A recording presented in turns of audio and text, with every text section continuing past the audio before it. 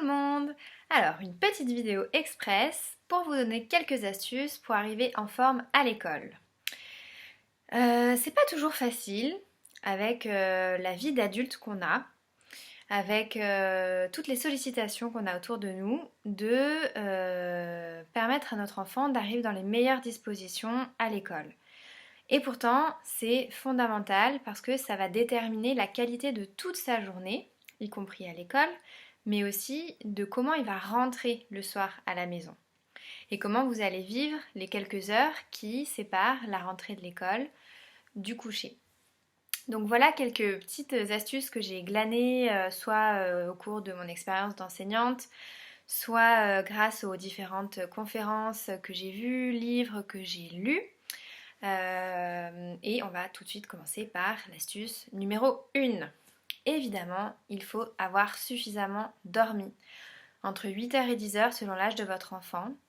Donc, ça signifie pas d'écran la veille au soir, parce que les écrans surstimulent les petits bâtonnets, je crois qu'on a à l'arrière des yeux, en tout cas les cellules qu'on a à l'arrière des yeux, qui lui font croire que c'est encore le jour et que donc le corps ne déclenche pas l'hormone qui permet aux enfants et aux adultes d'ailleurs de s'endormir rapidement. Donc pas d'écran au moment de se coucher, idéalement pas d'écran dans les heures avant de se coucher. Et idéalement pas d'écran lorsqu'il y a école le lendemain. Et se coucher assez tôt. Des enfants de l'âge élémentaire pour ce qui nous concerne peuvent se coucher à partir de 8h. C'est pas trop tôt 8h, c'est très très bien, c'est un bon moment pour aller coucher les enfants. C'est pas évident quand il fait quand on est au printemps, à la fin du printemps et au début de l'automne, puisque le soleil est parfois encore là, mais c'est quand même important de garder un horaire fixe et constant pour toute l'année. C'est cette régularité qui va permettre aussi au corps de se réguler, de pouvoir profiter des heures de sommeil pour l'enfant.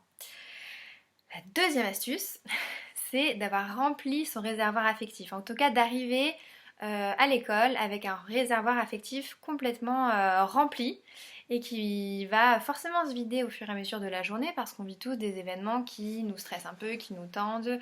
On peut vivre une petite dispute avec un copain ou une copine ou quelque chose qui nous affecte, quelque chose qui nous frustre.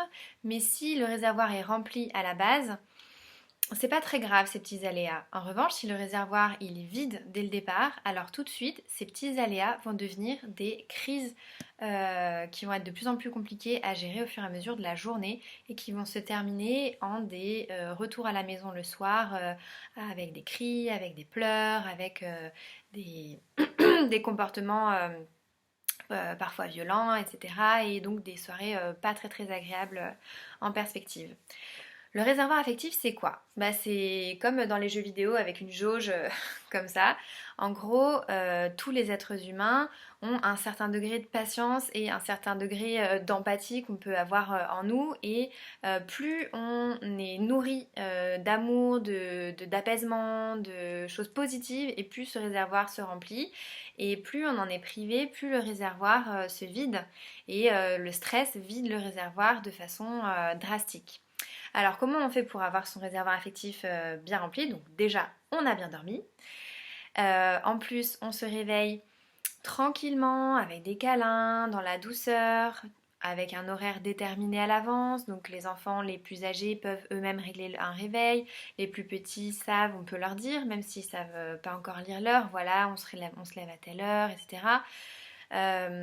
Et donc avec un temps de réveil très doux et assez tôt, pour avoir le temps pour chaque enfant de se préparer, pour pas être pressé, pour avoir le temps de s'habiller seul et que ce soit pas le rush, attends mais je te mets ta chemise, je te boutonne parce que là il faut qu'on y aille.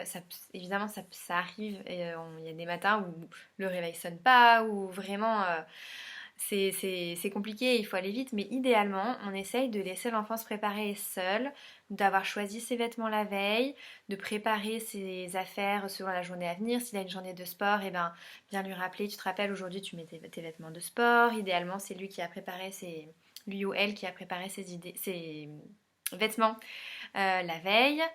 L'organisation doit être assez Idéalement invariable chaque matin, ça permet à l'enfant d'avoir ses petits rituels, s'il y a son petit calendrier où il a les petites étiquettes à déplacer, ou si c'est lui qui apporte les tartines sur la table du petit déjeuner, ou si c'est lui qui va ouvrir la porte au chien pour que le chien puisse sortir. Voilà, des petits rituels comme ça qui sont répétés matin après matin et qui sécurisent l'enfant et qui lui permettent de ne pas être dans le speed, le stress, et donc de garder ce réservoir affectif plein.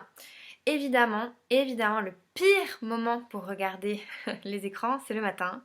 Parce qu'alors là, l'enfant arrive, il n'a plus du tout de patience, plus du tout de concentration, et c'est une journée complètement perdu, gâché, ou peu importe ce qui va se passer face à lui, de toute manière, la passivité qu'il aura ressentie devant l'écran le matin, de regarder un dessin animé par exemple, aura pris le pas sur tout l'élan qu'il aurait pu avoir d'apprentissage pendant la journée. Donc vraiment pas d'écran le matin. Ce qui peut être important aussi pour la plupart des enfants, alors certains ça les dérange pas trop, mais beaucoup d'enfants ont besoin de savoir si par exemple il y a une garde alternée ou s'il y a des nounous, savoir qui est-ce qui m'emmène, quel jour, qui est-ce qui me ramène de l'école tel ou tel jour, est-ce qu'aujourd'hui j'ai un rendez-vous avec un médecin, est-ce que je dois partir plus tôt de l'école, est-ce que j'ai telle activité, est-ce que j'ai sport, est-ce que j'ai poterie, etc. Donc que l'enfant puisse se projeter dans sa journée sans lui faire le compte rendu détaillé seconde par seconde parce que ça va lui faire exploser le cerveau, mais simplement qu'il ait une vision globale de sa journée et surtout pour les plus jeunes qui ont des difficultés de séparation. C'est papa qui t'emmène ce matin et c'est maman qui te ramène ce soir, ou c'est papy qui t'emmène c'est maman et c'est papa qui te ramène ce soir, peu importe, mais savoir ou dire on ne sait pas encore, mais peut-être envoyer un texto à la maîtresse ou l'éducatrice pour savoir qui va chercher l'enfant pour que l'enfant puisse être prévenu s'il y a un changement de programme ou si vous arrivez en retard. Pour que l'enfant il sache que à partir du moment où il est à l'école, il sait que entre 16h30 et 16h45, selon l'horaire de l'école où va votre enfant, telle personne viendra le chercher et si c'est pas telle autre personne, de toute manière, c'est pris en charge, les adultes s'occupent de lui, on va pas l'oublier. Troisième astuce, donc nous avons bien dormi, notre réservoir affectif est au top et prêt à affronter tous les aléas d'une journée de la vraie vie. Il faut aussi avoir nourri son corps et donc son cerveau sainement, avec le moins possible, j'aimerais dire pas de sucre rapide, mais je sais bien que parfois c'est pas possible, donc le moins possible de sucre rapide ou de produits transformés qui contiennent des ingrédients qui sont des véritables boosters d'énergie pour vos enfants, mais qui permettent pas du tout au cerveau de se lancer dans des processus de réflexion sur le long terme et qui va plutôt entraîner un processus de je veux des récompenses tout de suite. Et donc, si j'arrive pas à faire mon travail tout de suite, je vais me frustrer et je vais arrêter. Donc voilà, ça est le petit discours sur les produits sains, avec évidemment chacun fait ce qu'on peut et on n'en va pas. J'ai eu une question par rapport à ça récemment quand on a reparlé des goûters. Nous n'interdisons pas les goûters industriels. Nous conseillons juste vraiment le moins de sucre rapide possible et le moins de produits transformés possible. C'est juste une question de disponibilité après, de disponibilité cognitive de la part de votre enfant et aussi une manière pour lui de pouvoir mieux gérer l'énergie qu'il a dans son corps, donc de maîtriser son corps. En parlant de corps, quatrième astuce, avoir un corps plein d'énergie. Ça permet de passer une super journée. Donc pour ça, on a bien dormi, on a son réservoir affectif qui est plein, parce que le stress, ça vide le réservoir d'affectif et ça vide l'énergie. Avoir mangé sainement, mais aussi avoir fait du sport. Donc faire du sport, ça ne veut pas dire être inscrit à 15 000 activités et faire piscine le lundi, gym le mardi, aikido le jeudi, judo le... Bref, non, c'est pas sursolliciter vos enfants, c'est simplement peut-être... alors, quelques activités dans la semaine, évidemment, les activités c'est super chouette et tant mieux si votre enfant peut en faire. Les activités sportives, c'est cela dont je parle là en ce moment. Mais aussi ça peut être une petite balade de 10 minutes en fin d'après-midi après l'école ou aller se défouler un petit peu sur les jeux du parc à côté de l'école.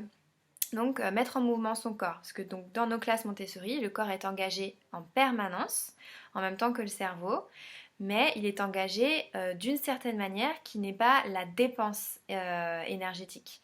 Il est engagé dans j'utilise mon corps dans mon processus d'apprentissage. Donc ça suffit pas à un enfant qui grandit, qui a envie de courir partout, même si on a une récréation pendant laquelle il peut faire ça et qu'on a mis en place des séances de sport les vendredis après-midi dans notre école, c'est pas suffisant. Donc voilà, une simple balade de 10 minutes. Voilà, on fait bouger son corps, on prend conscience de ses muscles, de ses articulations. Je sais qu'il y a des familles qui pratiquent le yoga à la maison aussi.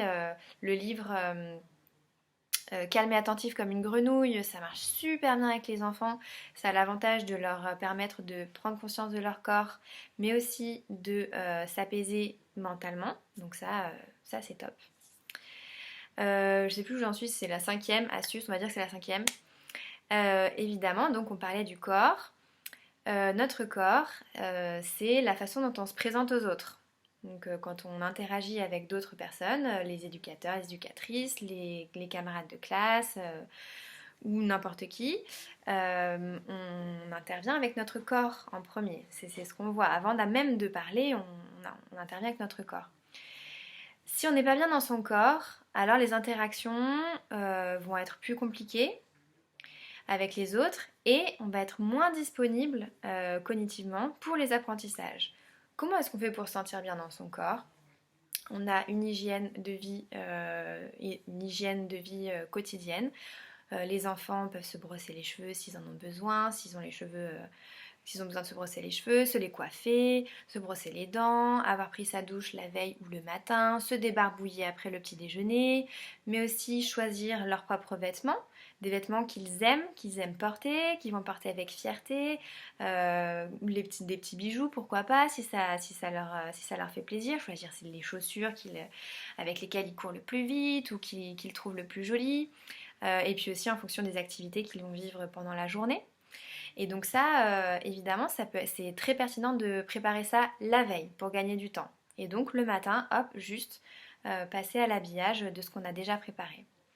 Et votre enfant, du coup, il est propre, il est bien habillé, en tout cas il est habillé selon son goût, et ça va lui permettre de pouvoir physiquement gagner en assurance et être disponible et être plus disponible mentalement pour aller dans les apprentissages et dans les présentations qu'on va lui faire en classe. Et puis, une dernière astuce, du coup la 6e, c'est ça? Je sais plus. Une dernière astuce, c'est de se réveiller et de se répéter qu'on va passer une super journée et qu'en fait, chaque journée est une aventure et que l'aventure commence dès qu'on sort de son lit. Voilà, c'était mes petits conseils pour aider les enfants à arriver en pleine forme à l'école et pour les aider à vivre une super journée. Une combinaison de tout ça, ça permet aux enfants d'être beaucoup plus disponibles et de moins subir ce qui peut se passer de désagréable ou de contraignant ou de frustrant dans la journée et de terminer la journée non pas épuisée par la journée passée en collectif, mais ressourcée par cette journée passée en collectif parce que ce sera bien mieux passé. Eh bien, à bientôt pour de nouvelles vidéos et d'ici là, portez-vous bien!